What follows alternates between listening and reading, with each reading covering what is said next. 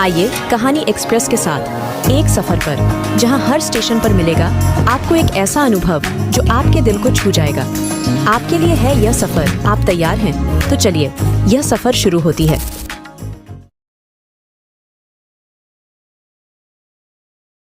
एक छोटे से कस्बे में नारायण दास और उसकी सुलक्षणा पत्नी नारायणी रहा करती थी। दोनों के कोई संतान न थी। थोड़ी बहुत खेती और मेहनत मजदूरी कर जो कुछ भी वह कमाता, उससे घर का खर्चा ही चल पाता। संतान ना होने पर जब भी उनके मन व्यथित होते, इसे अपने पूर्व जन्म के कर्म मानकर मन शांत कर लेते और इस जन्म में अपने सत्कर्मों से इहलोक ही नहीं, परलोक को सुधारने का प्रयास करते। नारायण दास ने कस्बे के कुछ लोगों के साथ समय व्यतीत करने के उद्देश्य से अपने घर पर सत्संग करना प्रारंभ कर दिया था। सत्संग के प्रारंभ में तो कुछ ही लोग उसके घर आया करते थे। वह सब मिलकर प्रातः भक्ति गीत और भजन गाते और व्यवहारिक ज्ञान का आदान प्रदान करते। उन सत्संगियों के लिए उनकी पत्नी नारायणी जलपान की व्यवस्था करती। धीरे धीरे लोगों में नारायण दास के सत्संग की चर्चा होने लगी, जिससे सत्संगियों की संख्या धीरे धीरे बढ़ने लगी। नारायण दास एक गरीब इंसान था, मगर दिल से बहुत पवित्र और नेक था। मेहनत मजदूरी से जो भी कुछ वह कमाता, अपनी पत्नी नारायणी के हाथ में सब रख देता। घर और सत्संग के जलपान का इंतजाम कैसे करना है, वह सब नारायणी पर ही छोड़ देता। एक रोज की बात है, नारायणी गांव के लाला ठगिया राम की दुकान पर घर के राशन के लिए गई, तो लाला ठगिया राम ने उसे राशन देने से इनकार कर दिया। जब नारायणी ने ज्यादा अनुनय विनय किया तो उसने कहा, देख नारायणी, तुझ पर पहले का ही काफी पैसा उधार है और फिर से मैं तुझे उधारी दे दूं तो भला ये कैसे चलेगा? पहले पिछला उधार चुका दे, तब नए उधार की बात करना। नारायणी ने कहा, लाला जी, आप तो जानते हैं कि अगर आज आपने मुझे राशन न दिया तो मेरे सत्संगियों का क्या होगा? मेरे पति को कितनी जल्लालत झेलनी पड़ेगी, उनके मन को ठेस पहुंचेगी। ये सारी व्यवस्था तो मैं करती हूं और मैं आपका उधार ईमानदारी से चुका दूंगी। लाला ने कहा, नारायणी, अब और उधार में नहीं दे सकता। कल का क्या भरोसा? अब तेरे पति की इज्जत तू जाने, उससे मेरा क्या वास्ता? मैं तो यहां पैसा कमाने के लिए बैठा हूं, कोई खैरात बांटने के लिए नहीं। नारायणी की आंखें भर आई। वह हाथ जोड़कर बोली, लाला, कुछ तो रहम करो, इस नेक काम में कुछ तो सहयोग करो। लाला ने कहा, तो ठीक है, एक नेक काम में तू मेरा सहयोग कर, तो दूसरे ने कम में मैं तेरा सहयोग कर सकता हूं। नारायणी ने कहा, जल्दी कहो लाला, मुझे क्या करना होगा? मैं हर तरह से तुम्हारा सहयोग करने के लिए तैयार हूं। लाला ठगिया राम के दिल की बात जुबान पर आने को बेताब हो रही थी। उसकी आंखों में अजीब सी चमक उत्पन्न हो गई। वह बोला, नारायणी, तू मेरी एक रात को बीवी बन जा। सच कहता हूं, इसके बदले मैं तेरा सारा उधार माफ कर दूंगा और आज का राशन भी तुझे मुफ्त में दे दूंगा। नारायणी मजबूर थी। लाला की बातों ने उसको स्तब्ध कर दिया। वह एक क्षण शांत रही और फिर आंखें बंद कर परमात्मा को याद किया कि हे परमात्मा, अब तू ही मेरा मार्गदर्शन कर, मैं क्या करूं? नारायणी आत्मा की पवित्र थी। उसने अपनी आत्मा की पुकार सुनी और थोड़ी देर में आंखें खोलते हुए कहा, लाला ठीक है, मुझे राशन दे दो।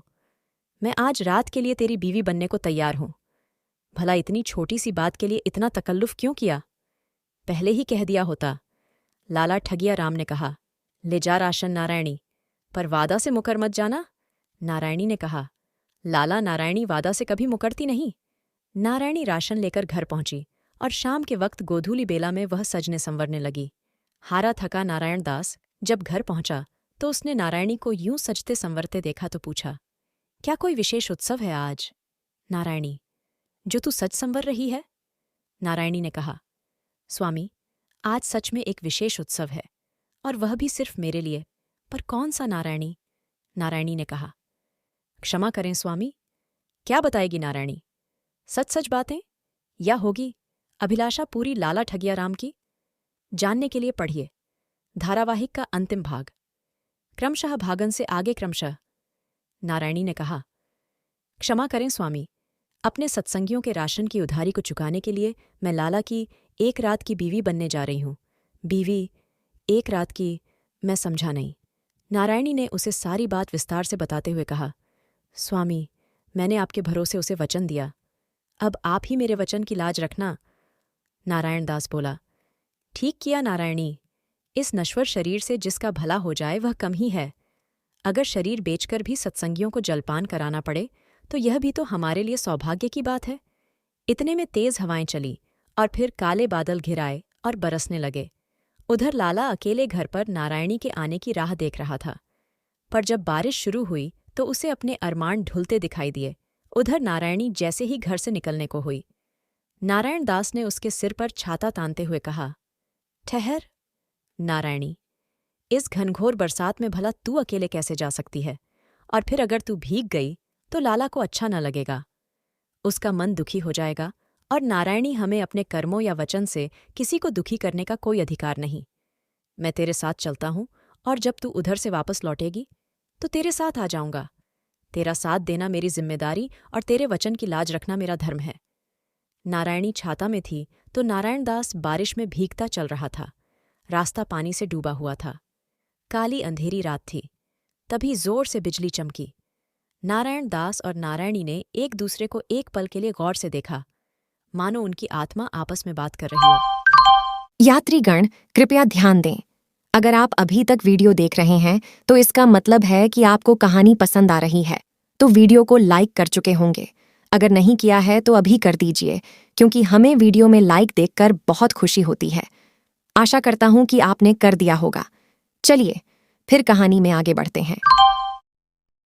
नारायण दास की आत्मा कह रही थी, तू धन्य है नारायण दास, जो तुझे ऐसी पत्नी मिली, जो तेरी खातिर खुद के शरीर को का सौदा तक करने को तैयार हो गई।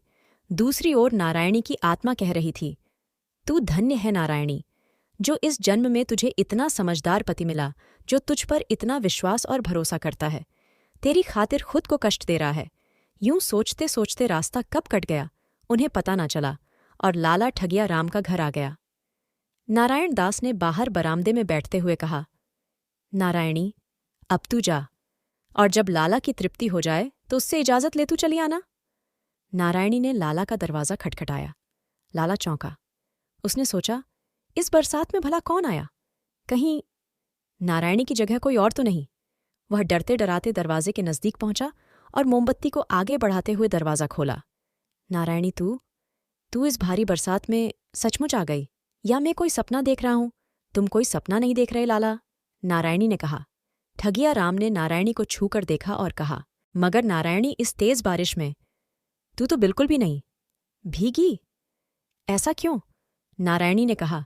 ठगिया राम, मेरा भगवान मेरे साथ जो है। तेरा भगवान? मैं समझा नहीं। मेरा मालिक नारायण दास तेरे साथ है। नारायण दास का नाम सुनते ही वह चौंका, फिर संभालते हुए बोला, कहाँ है?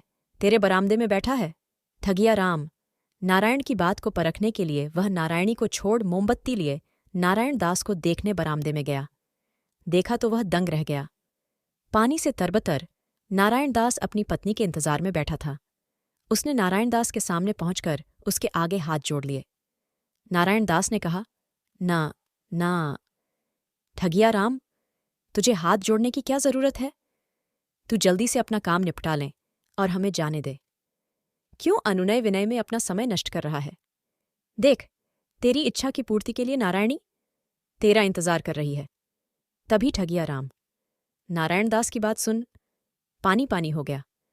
वह उसके पैरों पर गिर पड़ा और अपने कृत्य के लिए क्षमा मांगने लगा। मुझे माफ कर दो नारायण दास, आज तक मैंने सभी लोगों को ठगा, पर आज पहली बार मैं स्वयं ठगा गया हूं। मैंने अपने नीच कर्मों से राम को भी लगने में कोई कसर नहीं छोड़ी, पर राम ने आज मुझे ठग लिया और बता दिया कि संसार में वह भी मौजूद है। बस भीतर की आंखें चाहिए उसे देखने के लिए। नारायण दास ने कहा, भाई, ये सत्संग की बातें फिर कभी हो सकती हैं, पर इस समय तो अपनी शर्त पूरी करने का वक्त है। तो उठो और अपनी कामवासना तृप्त करो। वैसे भी यह शरीर तो नश्वर है। अच्छा है इस शरीर से किसी की तृप्ति हो जाए। ठगिया राम ने नारायण दास के पैर पकड़ लिए। इतने में नारायणी भी वहां आ गई।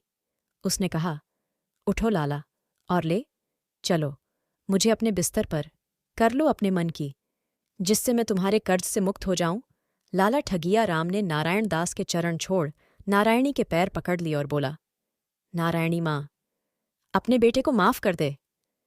कुसंगति और बुरे विचारों ने मेरी आत्मा पर धूल जमा दी। आज अपने चरणों में स्थान पा लेने दो। नारायणी ने कहा, लालाजी जल्दी करो, मुझे सुबह अपने सत्संगियों के जलपान की भी व्यवस्था करनी है। लाला ठगिया राम आज अपना पथ बदल चुका था। उसने कहा, नारायण, मुझे अपना सत्संगी बना लो, मैं इस जिंदगी से ऊब चुका हूं। नारायण दास ने ठगी राम को गले लगाया और वहां से विदा हो लिए। प्रातःकाल सत्संग प्रारंभ हुआ तो वहां लाला ठगिया राम हाथ जोड़े बैठा हुआ था। लोग ठगिया राम को वहां बैठे देख आश्चर्यचकित रह गए। वे उसके व्यवहार से परिचित थे। ठगिया राम ने कहा, आज से मैं ठगिया राम नहीं, सिर्फ रामदास हूं। आज मैं प्रभु द्वारा ठग लिया गया। जब जागो तब सवेरा, सो आज मेरा सवेरा हो चुका है। आज से मैं आप सभी के सामने वचन देता हूं कि मां नारायणी के द्वारा बनाए जाने वाले जलपान की व्यवस्था मेरे द्वारा ही की जाएगी। मैं अपनी सारी संपत्ति नारायण दास व सत्संग संस्था को दान कर देता हूं, जिससे अपने बचे शेष जीवन काल मैं अपने पूर्व काल का प्रायश्चित कर सकूं। वहां बैठे सभी लोगों को ठगिया राम की बातों पर भरोसा न था, पर ठगिया राम सच में बदल चुका था। उसकी आत्मा जाग चुकी थी। 2-3 दिन के सत्संग में आने पर उसने अपनी सारी चल अचल संपत्ति के कागजात नारायण दास के चरणों में लाकर रख दिए और फिर एक दिन स्वयं वह कस्बा छोड़कर चला गया, उस प्रभु की तलाश में जिसके रस ने उसको बदल दिया था। जाते जाते वह एक पत्र संस्था के लिए छोड़ गया, जिसमें अपने कर्मों के लिए माफी और इस कर्म पर विश्वास करने का आग्रह किया गया था, क्योंकि अभी भी उसके पूर्व समय के कर्म उसका पीछा कर रहे थे। अतः उसने वह स्थान छोड़ दिया। एक अनजान स्थान पर जाना ही उसने उचित समझा। उसमें अब नारायण दास और नारायणी का सामना करने की भी ताकत न बची थी, पर वह उनके सत्संग और कर्मों से सही राह पा चुका था। नारायणी फिर से एक बार नारायण की हो गई, जो हमेशा से ही उसकी थी। रात का वक्त चांदनी रात थी। खिड़की से देखने पर चांद इतना खूबसूरत लग रहा था, मानो उस चांद अति सुंदर कोई हो ही नहीं सकता। पायल खिड़की से उस चांद को ही देखे जा रही थी। अपने मंगलसूत्र को टटोलते हुए पायल किसी गहरी सोच में डूबी हुई थी। आज नींद नहीं आ रही तुम्हें? उसके हस्बैंड की आवाज आती है। नहीं, मैं बस सोने जा रही थी। तुम सो जाओ, मैं अभी आती हूँ। ओके, हस्बैंड रिप्लाई में। और पायल फिर से अपनी सोच में खो जाती है और खुद से ही कहती है, क्या करूँ यार, करना चाहिए। यार नहीं, मैंने पर मेरे पति पे शक तो कभी किया ही नहीं। पर वो मुझे कभी गुड नाइट किस दिए बिना कभी सोता भी तो नहीं था। मिसेस मेहता ने बोला था, अपने पतियों को अगर खुला छोड़ैच दिया तो बेफिक्र सांड की तरह हो जाते हैं और देर नहीं लगती उन्हें दूसरी बीवी घर लाने में। एक काम करती हूँ, मिसेस मेहता से ही पूछा लेती हूँ। और पायल फोन लगाने लग जाती है। दूसरी तरफ से आवाज आती है, हेलो। हाँ पायल बोलो। पायल हेलो मिसेस मेहता। चूंकि पायल थोड़ा धीरे बोल रही थी तो मिसेस मेहता को जरा कम सुनाई दे रहा था। दूसरी तरफ से मिसेस मेहता, जरा जोर बोलो। पायल, मुझे तुम्हारी आवाज नहीं आ रही है। हाँ मिसेस मेहता, मैं दूसरे कमरे में जाकर बात करती हूँ। और पायल हॉल में आ जाती है। जी मिसेस मेहता, अब आवाज आ रही है आपको? हाँ पायल। मिसेस मेहता, वो आकाश सो गया। उसने मुझे पहले की तरह गुड नाइट किश भी नहीं दिया और वो तो सो गया आराम से, लगभग परेशान होते हुए। क्या? मिसेस मेहता शॉक्ड एडिएच होते हुए। पायल, तू तो सच में पूरी बेवकूफ है यार, मेरी दोस्त, और वो भी इतनी गद्दी। समझाते हुए, कोई भी हस्बैंड अपनी बीवी को किस किए बिना नहीं सोता। और पायल, तेरा कोई बेबी भी नहीं है बेटा। मिसेस मेहता, शायद हो सकता है आकाश आज भूल गया हो, इसलिए नहीं किया। नहीं पायल, ऐसा नहीं हो सकता। तुम दोनों की लव मैरिज हुई है, कोई बेबी भी नहीं है, न कोई झगड्ढा, तो वो कैसे भूल गया? तुम्हें किस करना? मिसेस मेहता पायल को भड़काते हुए बोलती है। देखो पायल, अभी भी वक्त है। अपने पति को काबू में करो, वरना अपना घर अपने ही हाथों से तबाह करोगी। जी। मिसेस मेहता बैठी।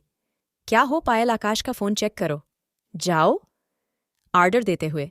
और फोन चालू रखना। पायल धीरे धीरे कदमों की आहट किए रूम में जाती है और टेबल से आकाश का फोन उठाने के लिए हाथ बढ़ाती है तो देखती है उसका फोन टेबल पर नहीं था, बल्कि वो फोन आकाश उसकी कलाई में थाम के सोया था। पायल धीरे धीरे मिसेस मेहता से कहती है, उसने तो फोन उसके हाथ में रखा है, वो हमेशा ऐसा नहीं करता है। मिसेस मेहता, पायल रोनी सूरत से बोलती है।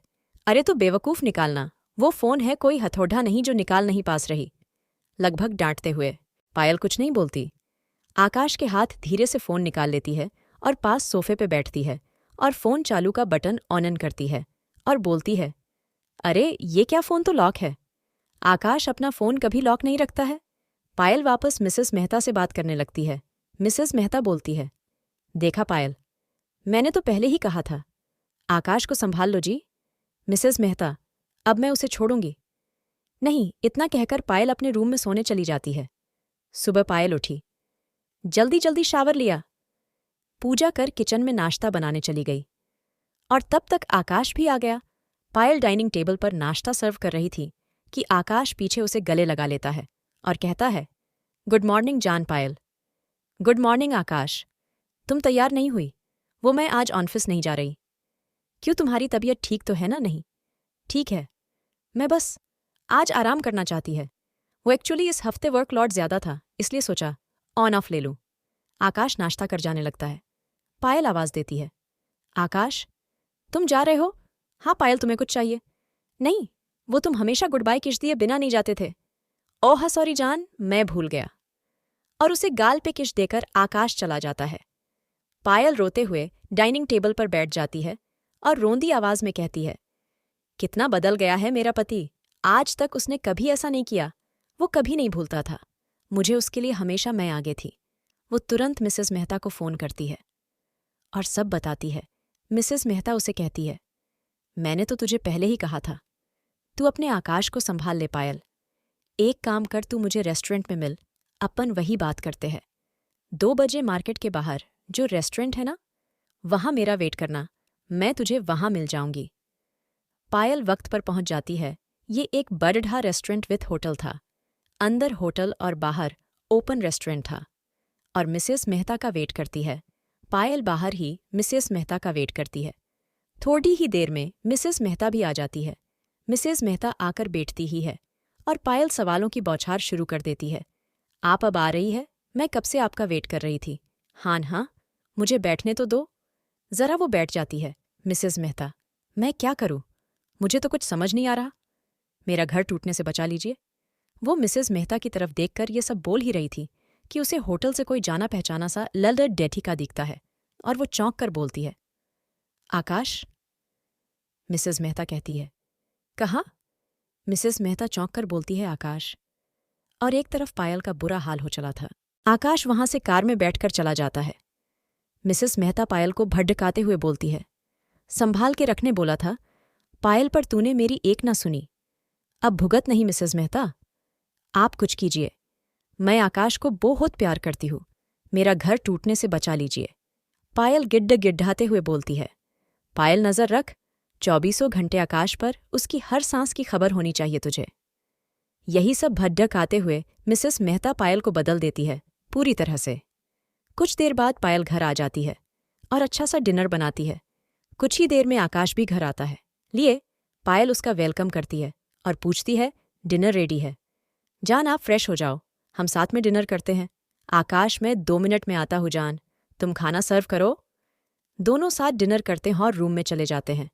बेड पर जाकर पायल मोबाइल चला रही थी और जब आकाश आता है तो बड़ी चालाकी से कुछ देर बाद बोलती है, जान तुम्हारे मोबाइल का पासवर्ड नहीं खुल रहा क्या है? आकाश बिना कोई झिझक के उसे पासवर्ड बता देता है और अपने लैपटॉप में बिजी हो जाता है।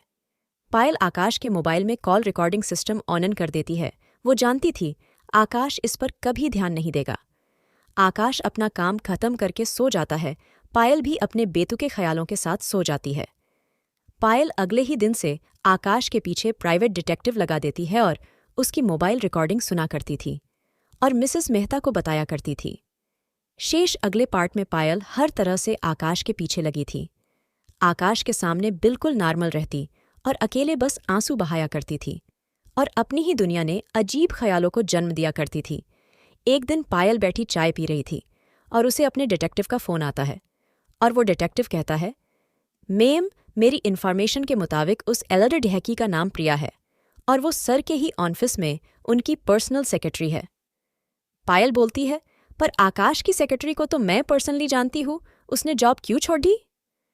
मेम प्रिया को जॉब करते हुए काफी वक्त हो गया। लगभग 5 मंथ वाहड पायल का रिएक्शन चौंका देने वाला था। ठीक है, और कोई जानकारी? हाँ मेम, मैंने पता किया है कि प्रिया प्रेग्नेंट है 2 मंथ और वो एबॉर्शन भी करवाने वाली है। क्या?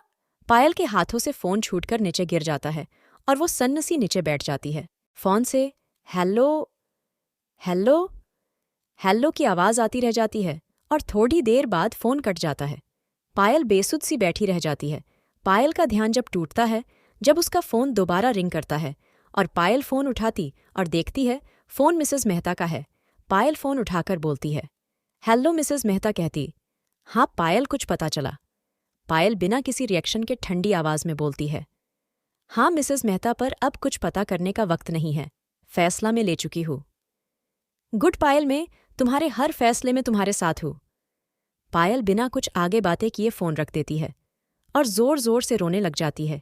क्यों क्यों किया आकाश? मेरे प्यार में ऐसी क्या कमी थी जो मेरे साथ इतना बढ़ा धोखा किया? तुमने क्यों?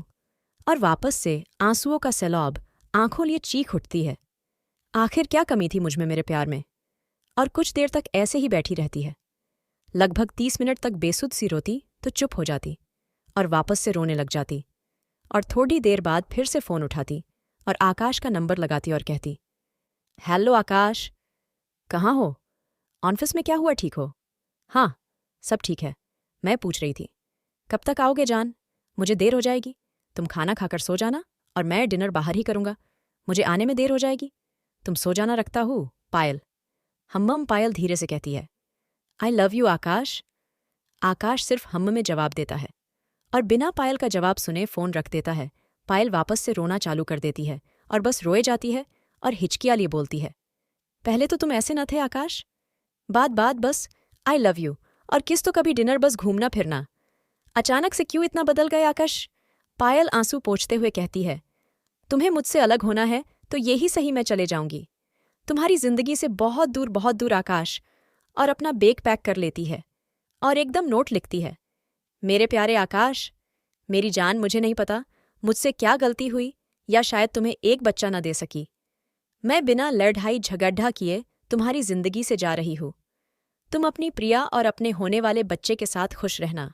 God bless you. चाहूँ तो तुमसे अपना हेक ले सकती हूँ, पर जिस दिल में मेरे लिए अब प्यार नहीं, अब उसके घर में रहकर क्या ही कर लूंगी मैं। बाय आकाश, गुड बाय। आखिरी बार आई लव यू मेरे आकाश। इतना लिखकर पायल अपना बैग उठाकर जाने लग जाती है और अचानक रुक कर कुछ सोचती है। शेष अगले पार्ट में ऐसे क्यों जाओ? खुद से ही कहती, देखना चाहती हूँ तुम्हारे दिल का सुकून कि कितना खुश होगे। मेरे जाने से कितना सुकून होगा तुम्हारे चेहरे पर आकाश। और रोने लग जाती है। पायल बेडरूम में जाकर अपना लगेज पर्दे के पीछे छुपा देती है और टेबल पर लेटर रख देती है और खुद बेड के नीचे छुप जाती है। देर रात आकाश घर आता है और पायल को आवाज लगाता है और ढूंढता हुआ रूम में आता है और आवाज लगाने लग जाता है और कहता है, पायल पायल जान, कहाँ हो तुम? उसकी नज़र अचानक से टेबल पर रखे खत पर पढ़ाती है और वो खत को उठाकर पढ़ने लग जाता है और पैर एंचकर अचानक से जोर हंसने लगता है और अपने पॉकेट में से फोन निकालता है। किसी को फोन लगाकर कहता है, जो हम करना चाहते थे वो तो मेरी जान ने खुद ही कर दिया। हमारा रास्ता अब साफ है मेरी जान। वो मुझे डाइवोर्स देने वाली है और उसे अपने बारे में पता चल गया। अब अपन दोनों को एक साथ होने से कोई नहीं रोक सकता। मैं आ रहा हूं तुम्हें लेने। आई लव यू टू मेरी जान। और फोन रखने के बाद आकाश उस खत में वापस कुछ लिखने लग जाता है और रूम से बाहर चला जाता है। तकरीबन 2 मिनट बाद पायल बेड से गंगा जमुना की धारा बाहर निकलती है और चीखती है, आकाश, मैंने अपनी जान से ज्यादा तुम्हें प्यार किया और तुमने मेरे साथ क्यों? और तेज में आकर बोलती है, मैं जी नहीं सकती तुम्हारे बिना, पर मर तो सकती हूँ, बहुत चाहा है तुम्हें। मैं मर जाऊंगी आकाश, मैं मर जाऊंगी। इतना ही वो बोलती है। एकदम से उसकी नज़र लेटर पर पड़ती है और वो कांपते हाथों से वो लेटर उठाती है और पढ़ने लग जाती है। अगले ही पल पढ़ते हुए उसके चेहरे पर मुस्कान तैर जाती है। क्या आप सब जानते हैं उसमें ऐसा क्या लिखा था जो पायल खुद हंसने से रोक न पाई? आइए आप ही पढ़ लीजिए। जब जी नहीं सकती मेरे बिना तो मर क्यों रही हो मुझे छोड़कर। उसके कानों में आवाज आकाश की आवाज परहती है। छुपने से पहले पैर तो अंदर कर लेती पगली। गेट पर दोनों हाथ बांधे आकाश खड्डा था। उसे देख पायल दौड़कर उसके गले लग जाती है। सॉरी आकाश, मुझे माफ कर दो, मैंने तुम्हें गलत समझा। मैं तुम्हें धोखा देने के बारे में सोच भी नहीं सकता कभी। मैं भी तुमसे उतना ही प्यार करता हूँ जितना तुम पायल। मैं तुम्हें कसूरवार नहीं ठहरा रहा। मेरी ढाल, मेरी प्रेरणा, मेरी जिंदगी हो। तुम मुझ पर शक किया भी तो कैसे, आकाश पूछता है। इतना बोलते वक्त उसके चेहरे पर बेचैनी के भाव थे। सॉरी आकाश, वो मिसेस मेहता, इन दिनों तुम मुझे वक्त नहीं दे रहे थे। पायल, मिसेस मेहता जैसी औरतों का काम है घर फोड़ना। मैं इन दिनों बहुत बिजी रहता था। ऑफिस का इतना टेंशन, इतना ज्यादा लॉर्ड। तुम्हें ये सब इसलिए नहीं बताया क्योंकि तुम भी जॉब करती हो, घर को संभालती हो, इसलिए तुमसे कुछ शेयर नहीं किया। और रही बातें प्रिया की, तो मेरी सेकेंडरी है और वो मेरे दोस्त गर्लफ्रेंड है। वो उसका होने वाला बेबी है, तो एबॉर्शन। पायल कहती है, वो एबॉर्शन नहीं करवाने गई थी, वो सिर्फ चेकअप करवाने गई थी। तुम्हारे डिटेक्टिव को गलत इन्फॉर्मेशन मिली। मतलब? पायल कहती है, मतलब ये कि मुझे सब पता है। पायल, ऑफिस में हजारों लोग काम करते हैं और बहुत एलिडेट किया। क्या? सबसे अफेयर्स करता हूं मैं? तुम आज के जमाने की मॉडल एलईडी डिश की हो। तुम खुद सेल्फ डिपेंडेंट हो। तुम अगर किसी के साथ बाहर जाती हो तो क्या गलत है? पायल, इतने में पायल का फोन बजता है। वो देखती है, मिसेस मेहता का फोन है। वो फोन उठाती है और कहती है, आज के बाद मुझे फोन मत करना। अगर तेरी जैसी दोस्त हर औरत की जिंदगी में आ जाए तो सबका घर बर्बाद हो जाएगा। और आइंदा मुझसे और मेरे पति से दूर रहना समझी। तू और पायल फोन रख देती है। मुझे माफ कर दो। आकाश, पायल कान पकड़ डरते हुए बोलती है। आकाश उसके पास जाता है और बोलता है, और तुम ना अपने छोटू से दिमाग को ज्यादा मत दौड़ाया करो। मेरी जासूस बीवी उम्मम, पायल कहती है। आकाश उसे गले लगते हुए बोलता है, I love you Payal, I love you too Akash. Akash कहता है, चलो तैयार हो जाओ, बाहर चलते हैं डिनर करने। और थोड़ी देर बाद दोनों चले जाते पूरी हैं। वीडियो देखने के लिए आपका बहुत बहुत धन्यवाद। अगर आपको हमारी कहानियाँ पसंद आ रही हैं तो वीडियो को लाइक करें और हमें आपकी मदद की बहुत ज़रूरत है। हमारे चैनल में सब्सक्राइबर बहुत कम है, तो हमारे साथ जुड़िए, हमारे चैनल को सब्सक्राइब करिए। इससे हमें और भी अच्छे अच्छे कहानियाँ बनाने के लिए मोटिवेशन मिलेगी और आप और बेहतरीन कहानी सुन पाएंगे। आप और भी बेहतरीन शानदार कहानियाँ सुनना चाहते हैं तो हमारे चैनल कहानी एक्सप्रेस को सब्सक्राइब करना ना भूलें। धन्यवाद।